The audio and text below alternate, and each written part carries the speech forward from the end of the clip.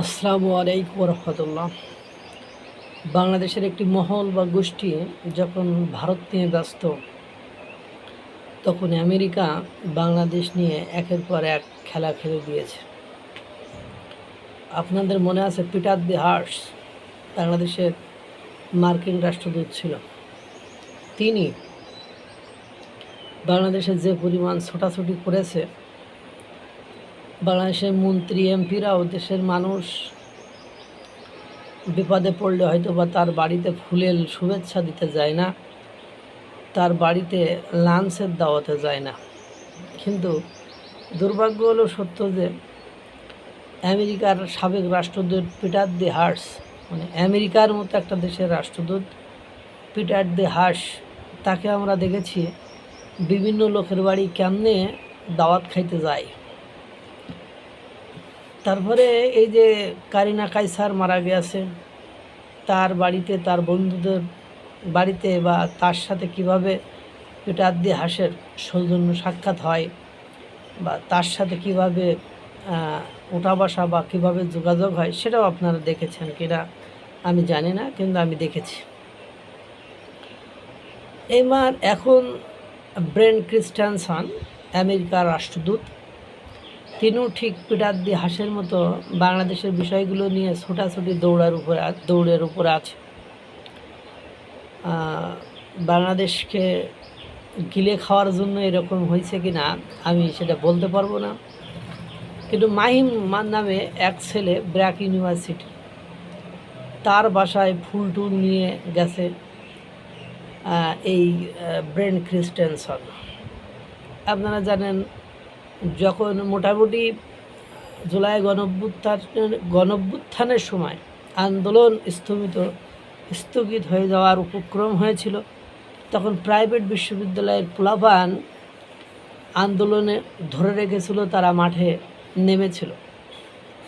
তাদের কেউ একজন কিনা আপনারা সেই সময়ের পরবর্তী সময়ে আমরা 29 বিলিয়নের খবরও পেয়েছি। অনেক টাকা পয়সা লেনদেন হয়েছে, এটা বিভিন্ন মহল থেকে এখন দিনকে দিন শোনা যাচ্ছে। ফরাদ মাজার সাহেব উনি বলছেন রেজিম চেঞ্জ করেছে যুক্তরাষ্ট্র এবং তাদের হাতেই ক্ষমতা রয়েছে। সুতরাং ব্র্যাক এই বিশ্ববিদ্যালয়ের একটা ছেলের বাসায় আমেরিকার রাষ্ট্রদূত যায়, তাও ফুলের শুভেচ্ছা দিতে, এটা মানে খুব বেশি ভালো চোখে নেওয়ার কোনো সুযোগ নেই।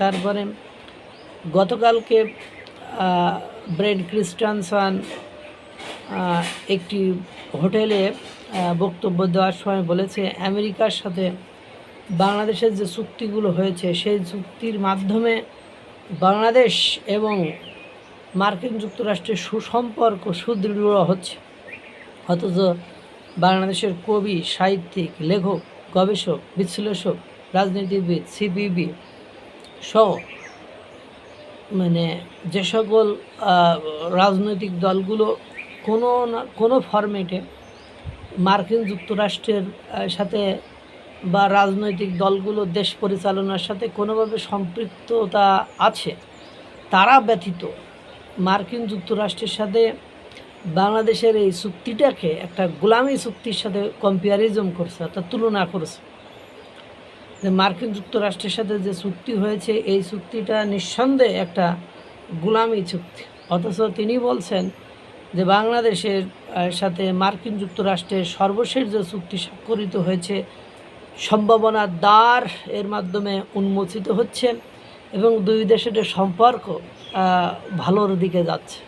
দুর্ভাগ্য হলো সত্য যে চুক্তিগুলো হয়েছে তাতে করে আমাদের এরকম কোনো ফরম্যাটেই মনে হচ্ছে একটি মহলের ওই যে ব্যারিস্টার ফওয়াদের মতো লোকের মনে হচ্ছে কী করতাম আমেরিকার সাথে কি আমরা তেড়ামি করে পারবো না। তো কারণ হলো ব্রেন ক্রিস্টেনসন যেভাবে আমেরিকার পতাকা দিয়ে রিক্সা সজ্জিত করে বাংলাদেশের রাস্তায় চালাচ্ছে, 50-এর মতো রিক্সা, আমেরিকার যে পতাকা 250 বছর পূর্তি উপলক্ষে আমেরিকার যে পতাকা, সেই পতাকা মানে রিক্সায় ফিট করে রাস্তায় রিক্সা চালাচ্ছে, সেটা থেকে আমরা বুঝে ফেলছি যে আমরা কাদের গোলাম বা দাসে পরিণত হয়েছে। এই যে ভারত ইস্যুটাকে সামনে নিয়ে এসে বাংলাদেশের মানুষ অধিকাংশ সুন্নি মুসলমান, মানে বংশগত জন্মগত মুসলমান, ধর্ম সম্পর্কে তাদের ধারণা কম। তারা আমেরিকার মতো একটা শুকরখোর বিশ্বের সবচেয়ে মুসলিম নির্যাতনকারী দেশের সাথে সম্পর্ক করবে, অথচ ভারতের আধিপত্য মেনে নেবে না। আধিপত্য যদিও ভারত দেখায় না, তারপরেও তাদের বক্তব্য অনুযায়ী ভারত যদি আধিপত্য দেখায় তাহলে সেটা কোথায় দেখায় সেটা অবশ্য আজ পর্যন্ত একটা চুক্তি, একটা কোনো কিছু বাতিল করে বা পত্রিকায় বা সংবাদ মাধ্যমে বা সরকারের মহল থেকে আজ পর্যন্ত দেখাতে পারি নাই।